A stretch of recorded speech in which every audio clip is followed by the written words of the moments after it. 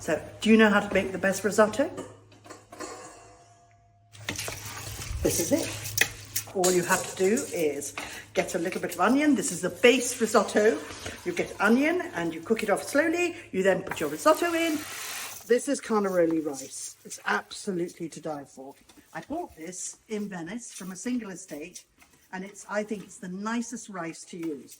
Now, what you do is you first of all make sure it goes opaque, and then we're going to slowly but surely add some stock. Before we do that, we're going to add some wine. We'll put some wine in. So the wine will become first, and then we'll go into the stock. And slowly, slowly, slowly, we will have the risotto. It's going to take about 1.5 to 2 hours. This is a different way of doing the risotto, because rather than doing it quickly, we're doing it slowly. So it means when the guests come for dinner, all you have to do is put it onto a high heat, and Bob's your uncle. We're actually going to make an asparagus one, which I love. I'm going to take just the tops like that. That's all I'm going to take. And that's for a portion. And all I'm going to do is roast them off in the oven, and Bob's your uncle, with a little bit of olive oil and seasoning. Now, I've also got some wild mushrooms in there, because I thought it'd be nice to give the texture, so I put wild mushrooms in there.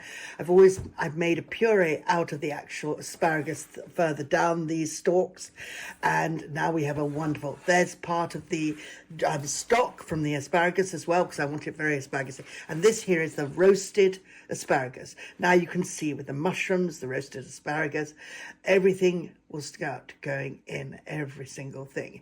Then there's lots of parmesan in there too. So I've just used stock. There's absolutely no cream, nothing, which is the proper way of doing it. Lots of basil on the top, lots of parmesan. I put some parmesan inside because it was very important to have that lovely cheesy bit part.